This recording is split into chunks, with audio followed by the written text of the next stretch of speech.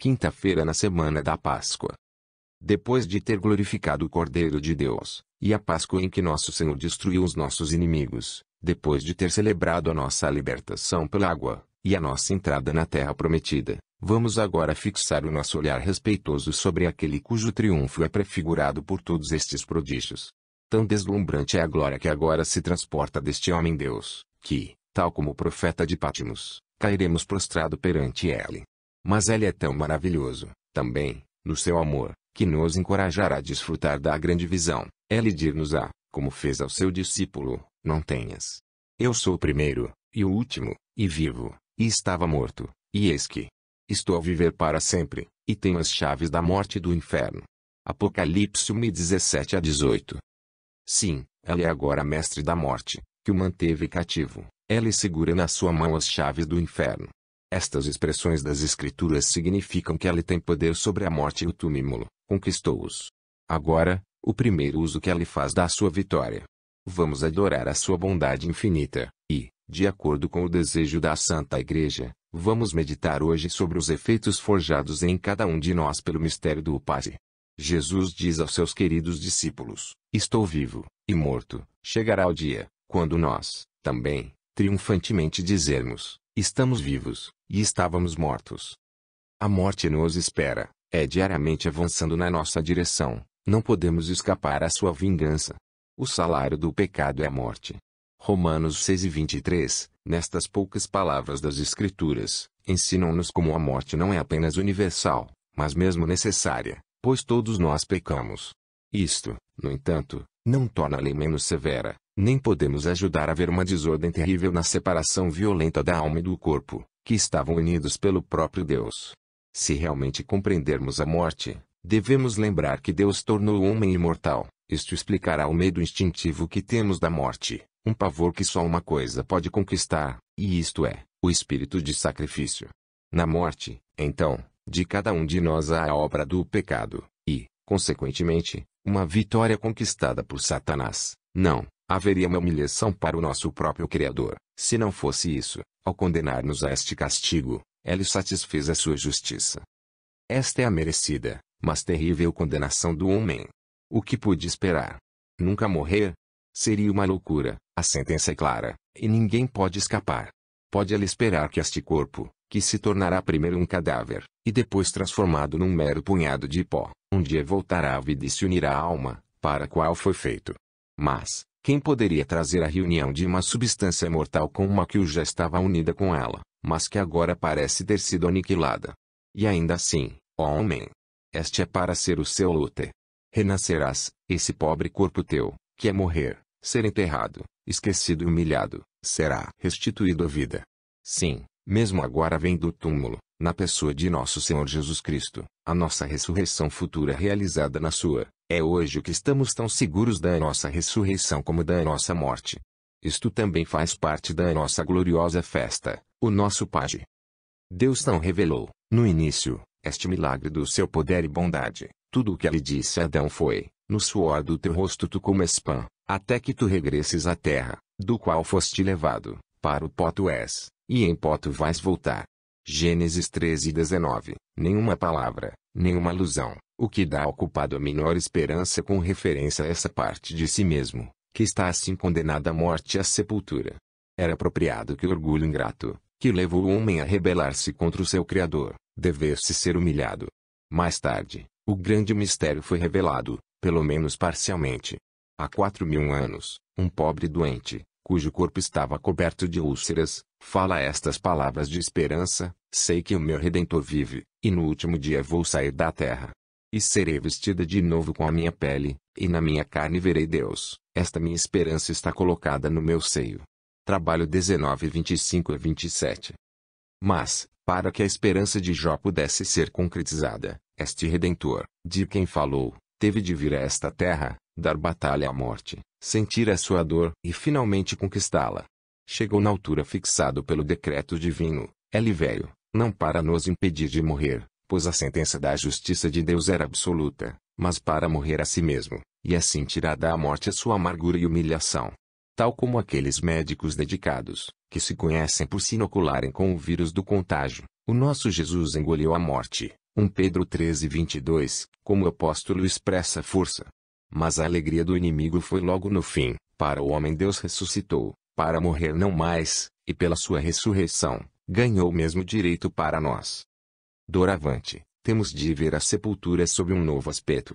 A terra receberá estes nossos corpos, mas só para os devolver de novo, assim como ela rende a centésimo da semente que lhe foi confiada. O seu grande Criador irá, num futuro dia, pedir-lhe que restaure o depósito que lhe confiou. O trompete do arcanjo dará o sinal do seu comando, e, no piscar de olhos, toda a raça humana se erguerá da sepultura, e proclamará a derrota final da morte.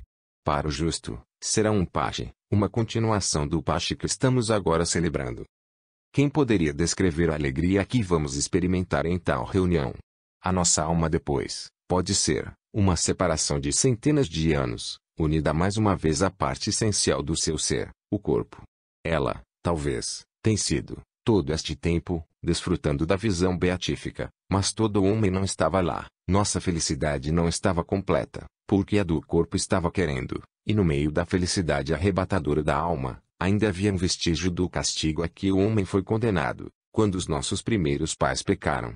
O nosso Deus misericordioso não o faria, agora que o seu Filho abriu as portas do céu, adiando até a ressurreição geral, recompensando as almas dos seus eleitos com a visão, e, no entanto, estes eleitos não têm toda a sua glória e felicidade até que o último dia chegue e coloque o último final no mistério da redenção do homem.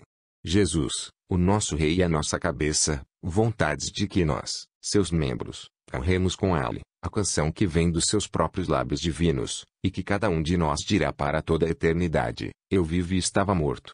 Maria, que no terceiro dia após a sua morte estava unida ao seu corpo insiomáveis, anseia ver os seus filhos dedicados unidos com ela no céu, mas totalmente, inteiramente, a um corpo, e este será, quando o túmulo tiver feito o seu trabalho de purificação.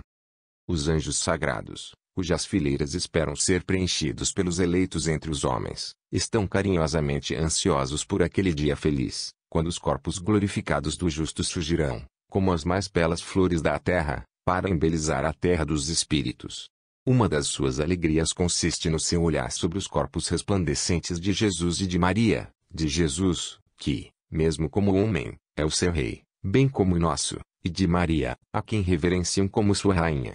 Que dia de festa, então, não contarão que, onde nós, os seus irmãos e irmãs, cujas almas foram longas as suas companheiras em êxtase, seremos revestidos com um manto de carne, santificado e equipado para a união com as nossas almas radiantes. Que canticle de alegria fresca vai tocar através do céu, como então recebe dentro de si toda a grandeza e beleza da criação.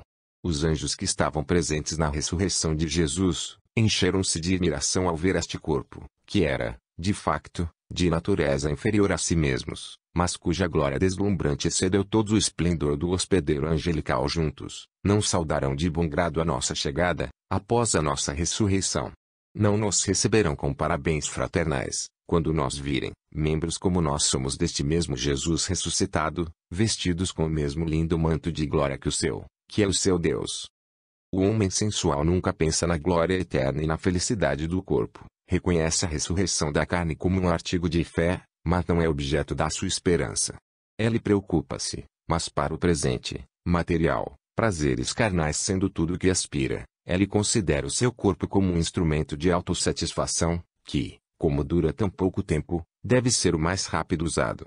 Não há respeito no amor que carrega o seu corpo, por isso, receia não o profanar, e depois de alguns anos de insulto, que ele chama de gozo, torna-se a comida dos vermes e da corrupção.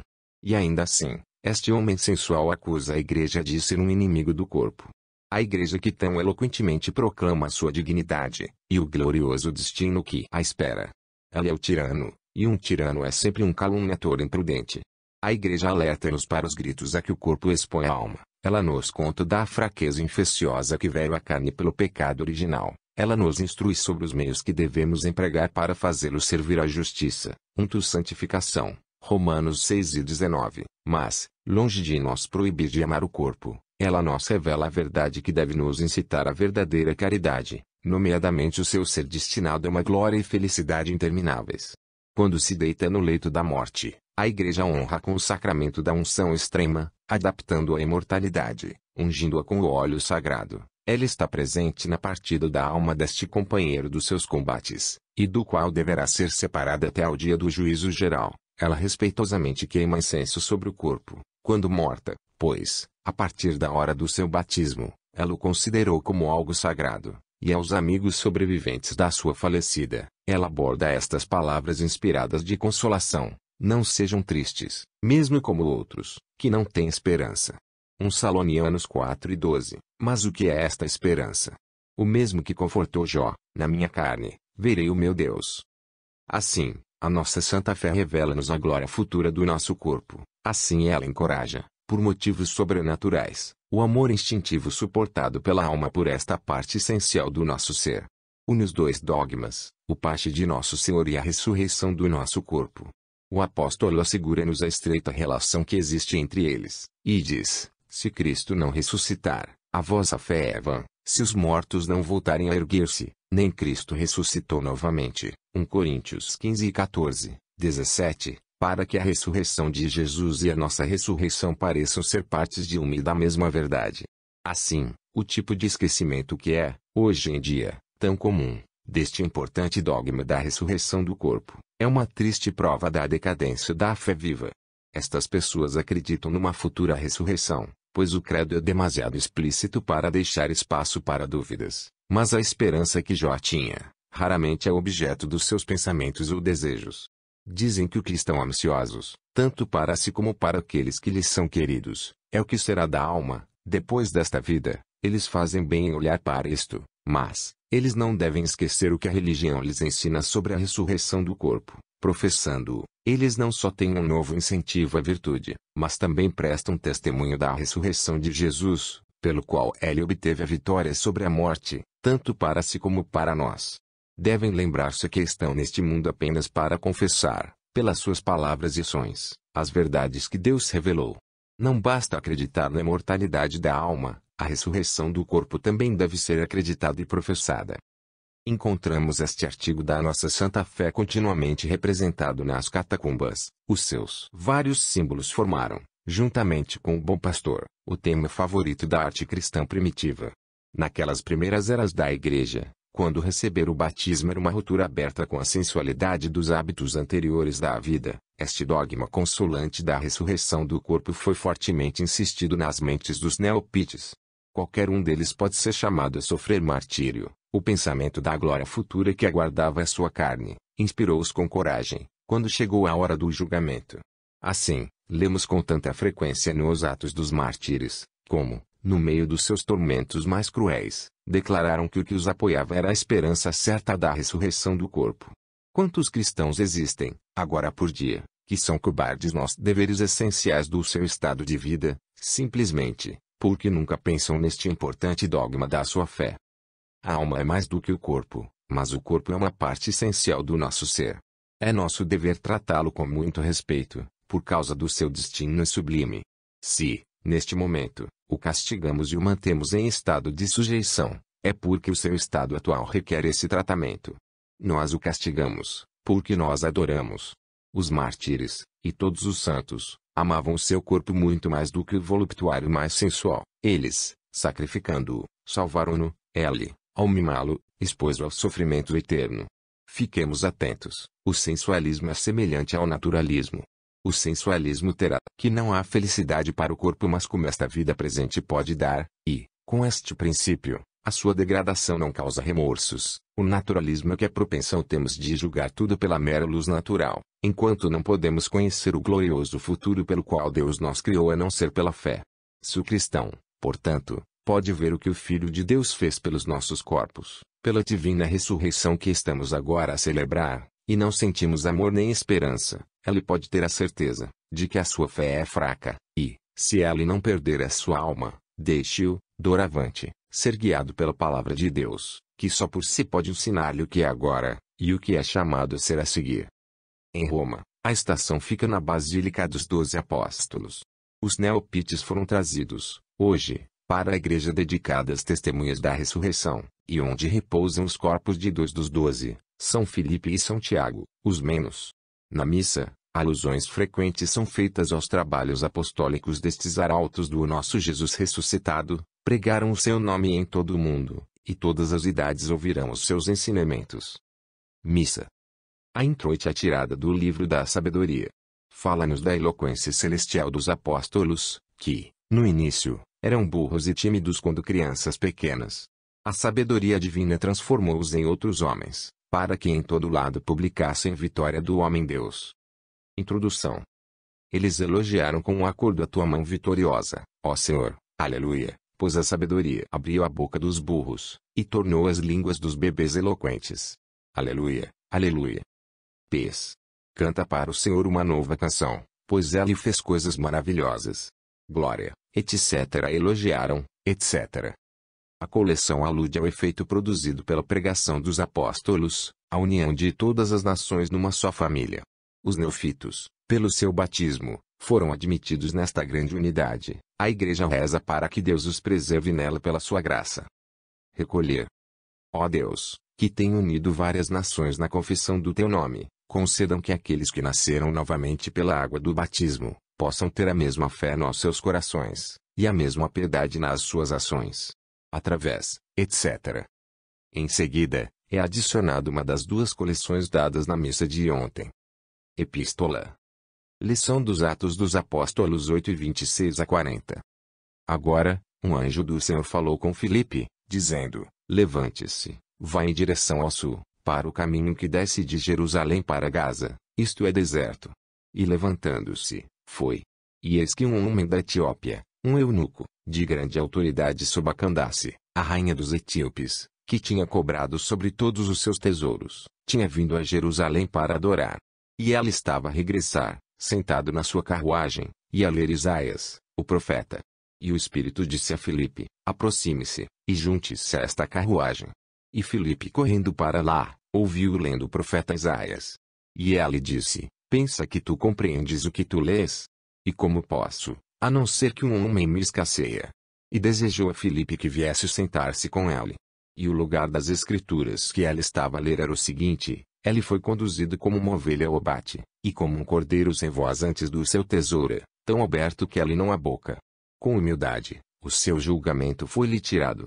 A sua geração que declarará, pois a sua vida será tirada da terra. E o eunuco respondendo a Filipe, disse: eu suplico-te, de quem o profeta fala isto de si mesmo, ou de outro homem? Então Filipe, abrindo a boca, e começando por essa escritura, pregou-lhes Jesus. E à medida que iam a caminho, chegaram a uma certa água, e o eunuco disse: veja, aqui está a água, o que me impede de ser batizado? E Filipe disse: se tu acreditas com todo o teu coração, tu podes. E ele responde, disse: eu acredito que Jesus Cristo é o Filho de Deus. E ordenou que a carruagem ficasse parada, e eles desceram para a água, tanto Filipe como o eunuco, e ele batizou-o. E quando eles foram para fora da água, o Espírito do Senhor levou Filipe, e o eunuco não o viu mais.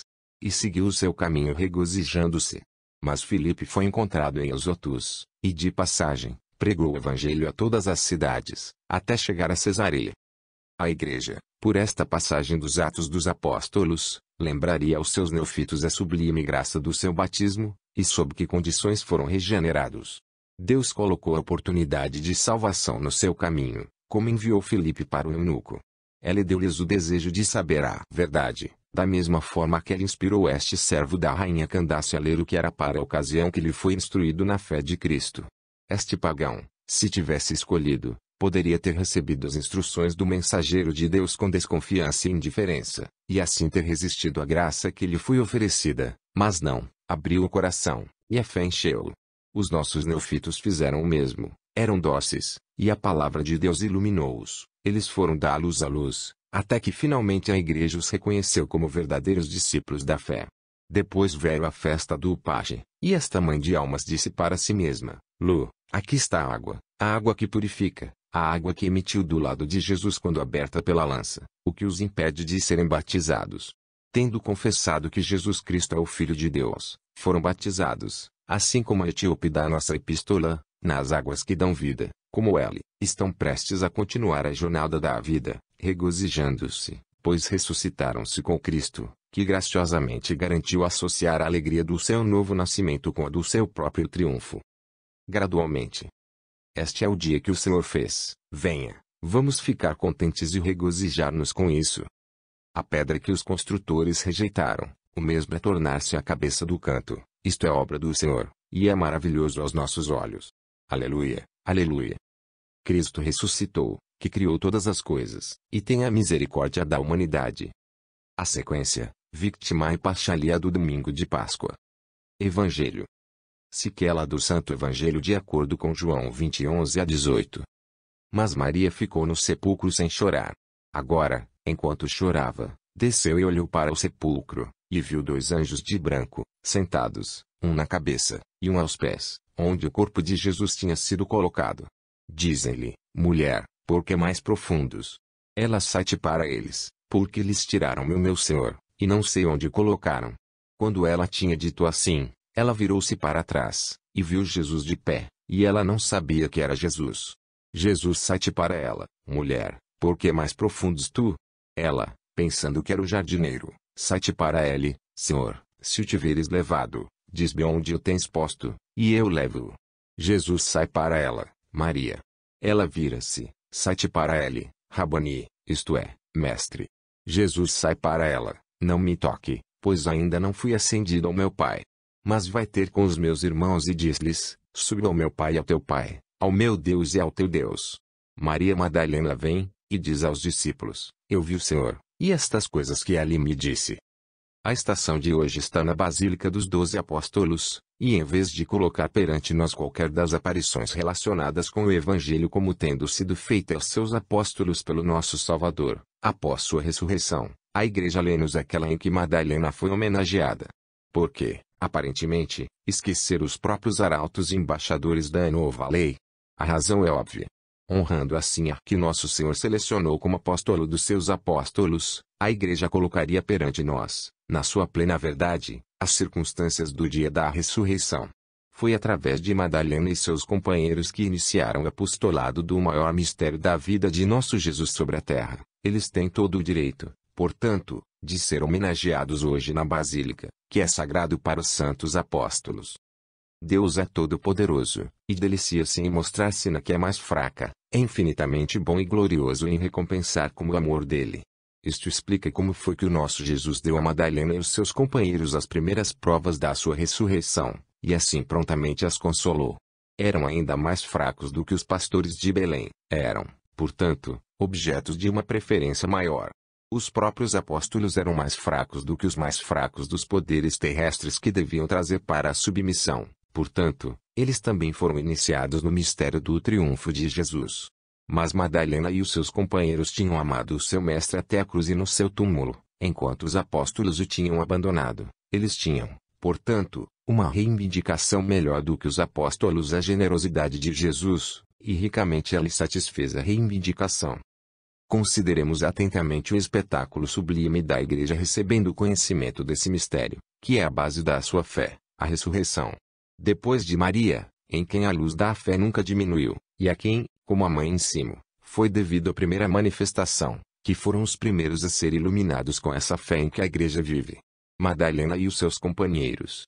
Durante várias horas, este foi o pequeno rebanho em que Jesus olhou com complacência, pouco, na verdade, e fraco na estimativa do mundo, mas grandioso, como sendo a obra mais nobre da graça. No entanto, um curto tempo, e os apóstolos serão adicionados ao números, sim, o mundo inteiro fará parte deste grupo eleito. A Igreja agora canta estas palavras em todos os países da terra. Diga-nos, ó Maria, o que tu viu no caminho. E Maria Madalena conta à Igreja o mistério, viu o sepulcro de Cristo, e a glória de ele que surgiu. Também não devemos surpreender-nos que as mulheres tenham sido as primeiras a formar, em torno do Filho de Deus, a Igreja dos crentes, a Igreja resplandecente com o brilho da ressurreição, é a continuação desse plano divino, cujo início já estudamos respeitosamente. Foi por mulher que a obra de Deus foi manchada no início, ela queria que fosse reparado pela mulher. No dia da Anunciação, encontramos a segunda Eva fazer bem com a sua própria obediência e desobediência da primeira, e agora, na Páscoa, Deus homenageia Madalena e os seus companheiros em preferência até aos apóstolos. Repetímo-lo, Estes factos não nos mostram tanto um favor pessoal conferido aos indivíduos como a restauração da mulher à sua dignidade perdida. A mulher, diz St. Ambrose, foi a primeira a provar a comida da morte, está destinada a ser a primeira testemunha da ressurreição. Ao proclamar este mistério, ela irá expiar a sua culpa, em Lucas ch 24, portanto, é que aquele que, até agora, tinha anunciado o pecado para o homem, foi enviado pelo Senhor para anunciar as notícias da salvação aos homens, e dar a conhecer-lhes a sua graça. De Espírito Santo, ch 12, outros dos santos padres falam na mesma estirpe. Dizem-nos que Deus, na distribuição dos dons da sua graça, dá à mulher o primeiro lugar. No que aconteceu na ressurreição, eles reconhecem, não apenas um ato da vontade suprema do Mestre, mas, além disso, uma merecida recompensa pelo amor que Jesus encontrou com estas humildes mulheres, um amor, que ele não recebeu dos seus apóstolos, apesar de os ter tratado, nos últimos 3 anos da sua vida, com todas as marcas de intimidade e afeição, e tinha todo o direito de esperar que fossem corajosos na sua dediqueza a ele. Madalena ergue-se como uma rainha entre os seus companheiros sagrados. Ela é muito querida a Jesus, ela amou mais do que todo o resto dos seus amigos fez. Ela tem sido mais destroçada em vê-lo sofrer. Ela tem sido mais séria em honrar o sagrado corpo do seu mestre enterrado. Ela está bem perto de si mesma até que ela encontrou, e quando ela o encontrar longamente e encontrar Jesus ainda vivo e ainda cheio de amor por Madalena, ela pode morrer por muita alegria. Ela mostrar-lhe ao seu deleite, mas Jesus verifica-a, dizendo, não me toque. Pois ainda não estou ascendido ao meu Pai.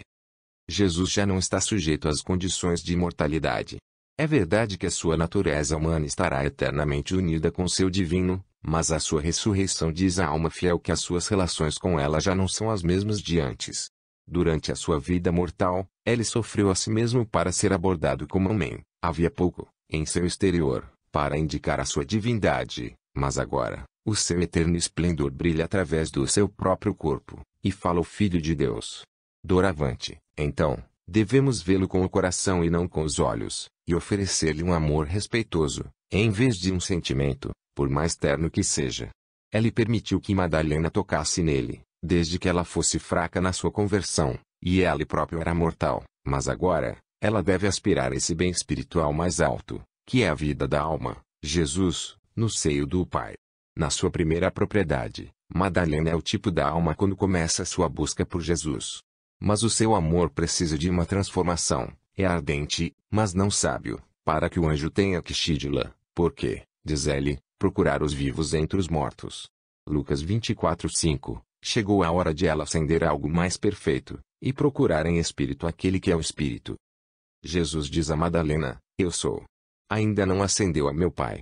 Como se ela lhe dissesse, a marca do amor que me mostrarias, não é o que eu agora desejo receber de ti. Quando eu ascender ao céu, e tu fores lá comigo, a visão da minha natureza humana não será um obstáculo à visão da tua alma da minha divindade, então tu abraças-me. Madalena recebe a lição do seu querido mestre, ela ama mais, porque o seu amor é espiritualizado. Depois da ascensão, ela retira-se para a gruta sagrada. La Sainte-Baume, Marsella, lá ela vive, a pensar em todos os mistérios da vida de seu Jesus. O seu amor alimenta-se da memória de tudo que ele tinha feito por ela, desde a sua primeira palavra que a converteu, a favor que lhe mostrou na manhã da sua ressurreição. Todos os dias, ela avança no caminho do amor perfeito. Os anjos a visitam e a consolam. Sua condicional completa, ela segue seu Jesus para o céu, onde ela despreza nele o ardor do seu amor num abraço desenfreado e eterno. O oferecimento alude à terra que flui com leite e mel, no qual a pregação dos apóstolos levou os nossos neopites. Mas o altar, onde o santo sacrifício está agora a ser oferecido, vai dar-lhes um alimento ainda mais delicioso. Ofertori. Nos dias da vossa solenidade, site, Senhor, trarei-vos para uma terra que flui com leite e mel, aleluia. No segredo, a igreja ouvida que Deus aceite os dons que lhe foram apresentados pelo seu novo povo. O pão será mudado, pelas palavras da consagração, para um alimento que os fortifique na sua jornada rumo àquele país celestial. Segredo. Graciosamente aceitamos, imploramos-te, ó Senhor, as oferendas do teu povo, que sendo renovados pela confissão do teu nome e pelo batismo, obtêm felicidade eterna. Através, etc. A isto é adicionado uma das duas coletas dadas na missa de ontem. No hino da comunhão, é o colégio apostólico que fala pela boca de São Pedro, aos recém-feitos filhos de Deus. Com afeição paternal, os apóstolos felicitam os nossos neófitos pelos favores que receberam de Deus, o autor da luz. Comunhão. Vós, que são um povo comprado, publicamos o seu poder, aleluia, é aquele que te chamou da escuridão à sua maravilhosa luz, aleluia. O poste-comunhão nos fala dos grandes efeitos produzidos em nós por este adorável sacramento. Enriquece-nos com toda a bênção, é o nosso apoio durante a peregrinação desta vida, e dá-nos uma previsão do céu, mesmo no nosso exílio. Pós-comunhão. Graciosamente, são as nossas orações, Senhor, que ao frequentar estes mistérios sagrados da nossa redenção, poderemos obter as ajudas necessárias desta vida, e alegrias intermináveis da próxima. Através, etc. A isto é adicionado uma das autópsias dadas na missa de ontem. O trabalho do Filho de Deus, a criação, avança para a conclusão. Hoje aparecem seres vivos nas águas e no ar. Inúmeras variedades de peixes esporte no mar, e a emocionante melodia dos pássaros quebra esse silêncio solene, que até agora não tinha nada que o perturbasse, só vando o vento sussurrando entre as árvores. Aqui novamente, o visível é o tipo do invisível. As águas do batismo são para dar à luz outros peixes, e a partir daí a nossa terra, as nossas almas, como pássaros do céu, estão a subir nas asas da contemplação. Isto será, quando o Criador vier, em forma humana, ao mundo que ela está a formar.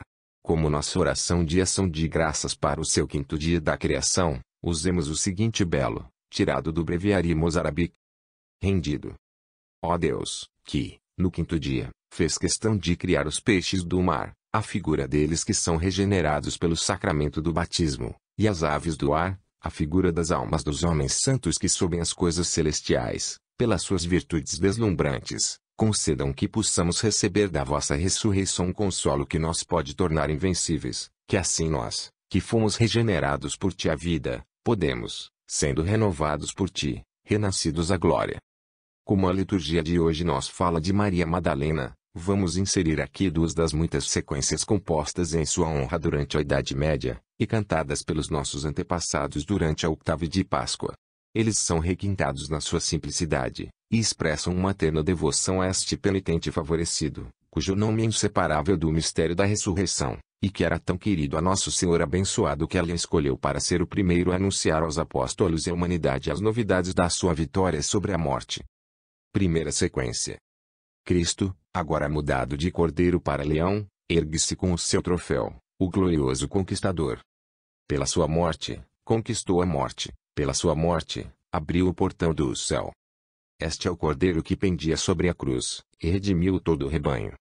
Não se encontrou ninguém para fazer com ele, salvar Madalena, que estava presa com dor ardente.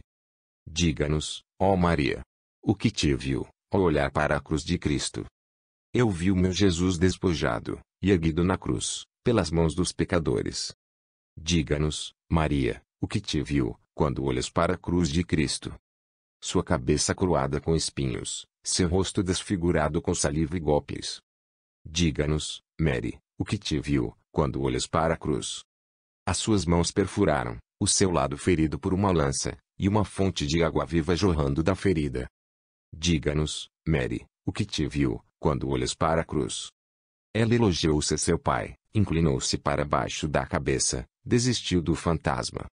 Diga-nos, Maria, o que fez, depois de perder Jesus. Mantive-me perto da mãe chorando, e voltei com ela para casa, prostrarei-me no chão, e compassei tanto o filho como a mãe. Diga-nos, Maria, o que fez, depois de perder Jesus. Depois de preparar as minhas pomadas e visitar o túmulo, redobreci as minhas lágrimas. Diga-nos, Maria, o que fez, depois de perder Jesus. Um anjo assim falou-me, não chore, Maria. Pois Cristo tem verdadeiramente ressuscitado. Diga-nos, Maria, o que fez, depois de perder Jesus. Vi muitas provas e sinais da ressurreição do Filho de Deus. Diga-nos, Mary, o que mais te viu no caminho. Eu vi o sepulcro do Cristo vivo, vi a glória dele que tinha ressuscitado. Eu vi os anjos que eram as testemunhas, vi a folha sinuosa e os panos. Cristo, minha esperança, ressuscitou. Ela irá antes disso para a Galiléia. Cabe-nos a nós acreditar no único testemunho da verdadeira Maria, em vez de todo o malvado anfitrião dos judeus. Sabemos que Cristo ressuscitou dos mortos. Faças tu, o conquistador e rei, ter piedade de nós. Amém. Segunda sequência. Na manhã de domingo, o Filho de Deus, a nossa esperança e glória, ressuscitou dos mortos. Conquistou o príncipe da maldade e regressou do limbo com toda a glória da sua vitória sobre ele. O primeiro arauto da sua ressurreição foi Maria Madalena. Ela teve as boas notícias para os discípulos, que ficaram tristes pela morte de Jesus. Abençoou os olhos que primeiro viram o Rei das Eras, depois de ter posto a morte de lado. Esta é ela, que se atirou aos pés de Jesus, e teve todos os seus pecados lavados pela sua graça. Ela chora e reza, sua vida proclama o que o seu coração mais ama, Jesus acima de tudo. Ela conhece-o, antes de se ajoelhar. O que ela reza, é de uma vez concedido, o perdão dos pecados que a pesaram com medo. Ó Maria! Tu mãe amorosa! Tu mereceste o teu nome de estrela do mar, por causa das tuas ações sagradas. Partilhas o nome com a mãe de Cristo, embora as tuas honras não sejam como dela. É a rainha do mundo, Madalena é a pecadora favorecida, deram à igreja a sua primeira alegria. A mãe abençoada foi o portão, através do qual a salvação veio ao mundo. Madalena foi a mensageira da ressurreição, e encheu o mundo de alegria nas suas novidades. Ó Madalena, a nossa oração e louvor, rezar a Jesus para o coro que assim canta para ti, e tirar a sua misericórdia sobre nós. Que o fonte da bondade infinita, que te limpou dos teus pecados, pode purificar-nos pelo seu perdão, pois somos seus e teus servos. Que todas as criaturas digam, amém. Igual.